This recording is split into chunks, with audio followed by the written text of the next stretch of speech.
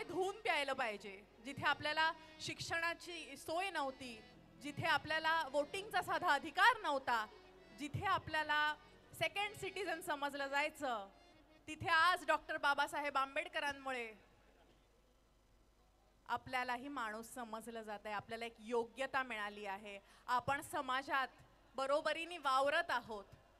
त्या सगळ्या मिळालेल्या सुविधांचा मी सगळ्या बायकांना आज इथे एक आवाहन करू इच्छिते की त्यांनी आपल्याला जे मिळवून दिलं आहे ते आपल्याला टिकवायचं आहे. आणि शिक्षण हे सगळ्यात मोठं हत्यार आहे जे त्यांनी आपल्याला मिळवून दिलं आहे. आणि त्याचा वापर जर आपण केला नाही तर आपल्यासारखे कमनशिबी आपणच समजलं पाहिजे. त्यामुळे मला अतिशय अतिशय आनंद होतो जेव्हा असा भीम महोत्सव साजरा केला जातो. एका माणसाचा ग्रेटनेस किंवा एक माणूस किती भव्य असू शकतो. इतकी वर्ष झाली तरी त्यांचं रक्त आपल्या रक्तात मिसळून आज इथे प्रत्येक जण पोटतिडकीनी डॉक्टर बाबासाहेब आंबेडकरांचं नाव घेतो. आज इतकी वर्ष झाली तरी झोपताना उठताना त्यांच्या श्वासात डॉक्टर बाबासाहेब आंबेडकर आहेत. काय माणूस असेल तो. खरंच असे पुन्हा होणे नाही. डॉक्टर बाबासाहेब आंबेडकर तुम्हाला शतशः नमन करते. आणि मी खूप आनंदित आहे की हा एवढा मोठा भव्य दिव्य सोहळा इथे आयोजित केला आणि तुम्हाला त्याचा आस्वाद घेऊ दिला. कारण मला असं वाटतं कुठे ना कुठेतरी आपल्यासाठी हा एक मोठा सण असतो आणि तो सण सगळ्यांनी मिळून एकत्र येऊन साजरा करण्याचा हा जो विचार आहे तो माननीय प्रवीण भाऊ राऊत यांनी इथे राबवलेला आहे. आणि म्हणजे मला खरंच आता बदलापूरमध्ये जाते आहे, कसा असणार कार्यक्रम, काय असणार ह्याची उत्सुकता होतीच. पण त्या उत्सुकतेस म्हणजे पुरेसं पडेल असं नाहीच, तर त्याच्याहून दुप्पट तिप्पट 100 पट असा सुंदर हा कार्यक्रम आहे. सो तुम्हा सगळ्यांना मनापासून शुभेच्छा आणि पुन्हा एकदा सप्रेम जय भीम.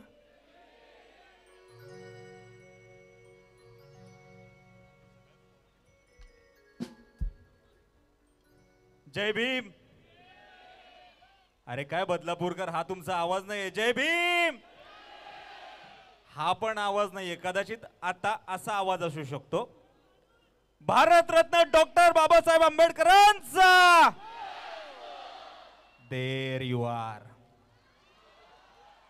याला म्हणतात बदलापूरचा आवाज. खरं तर आता माईक हातामध्ये आल्यानंतर मला पहिला प्रश्न हा पडला की तुमच्याशी हितगुज करायचंय, बोलायचंय. देव माणूस म्हणून बोलू, किरण गायकवाड म्हणून की भैयासाहेब म्हणून बोलू. हे एक देव माणसाचं बरं आहे. आता विनोदी कोणी अभिनेता असेल त्याला एखादा जोक मारायला सांगतात. नशीब मला डॉक्टर होतो मी, खून करून दाखवा असं नाही म्हणत. पण खरंच थँक्यू सो मच प्रवीण भाऊ. खरंच थँक्यू सो मच. तुम्ही इथे बोलवलं, एवढ्या पॉझिटिव्ह एनर्जीमध्ये बोलवलं. मी निगेटिव्ह कॅरेक्टर करत होतो पण एवढी पॉझिटिव्ह एनर्जी मला तुमच्याकडनं मिळते. पण एक छोटीशी खंत आहे माझी. तुमच्या नावापुढे ना, नावापुढे लवकरच आमदार किंवा खासदार लागलेलं बघायचंय मला. का माहितीये का? हा सगळा जनसमुदाय जर का तुमच्या पाठीशी असेल ना तर लवकरच त्या कंसातलं नाव पूर्ण होईल. होईल की नाही? बाकी थँक्यू सो मच. क्रांतीताईने सगळंच कव्हर केलं, मला बोलायला काहीच ठेवलं नाहीये. मी खरंच धन्य समजतो की मला शिक्षण घेता आलं. आणि शिक्षण हे वाघिणीचं दूध आहे जे प्यायल्याशिवाय माणूस गुरगुरत नाही, हेही तितकंच खरं आहे. तर खूप खूप प्रणाम आहेत माझे महामानवाला. Thank you so much. पुन्हा एकदा इथे मला बोलवलं तर Pravinji Raut, thank you so much. जय भीम. देव माणूसचा डायलॉग मारायचा आहे. माणसं मारण्यापेक्षा डायलॉग मारलेलं बरं आहे. काय मानू, इकडे सगळ्या बायका बसल्यात.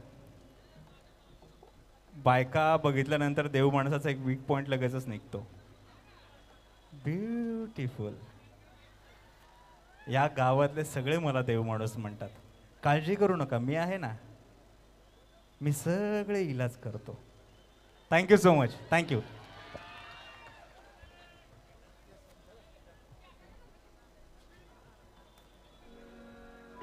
किरणजी धन्यवाद. क्रांती मॅडम धन्यवाद. या ठिकाणी आपण उपस्थित राहून या कार्यक्रमाची शोभा वाढवली त्याबद्दल संयोजन समितीच्या वतीने आदरणीय प्रवीण भाऊ राऊत यांच्या वतीने मी पुन्हा एकदा आपले सहर्ष आभार मानतो, आपलं अभिनंदन करतो आणि आपल्याला पुढील भावी वाटचालीसाठी शुभेच्छा देतो. आणि यानंतर आपल्याला गाणे अधिक घ्यायचे, त्याच्यामुळे माझं कडीपत्ता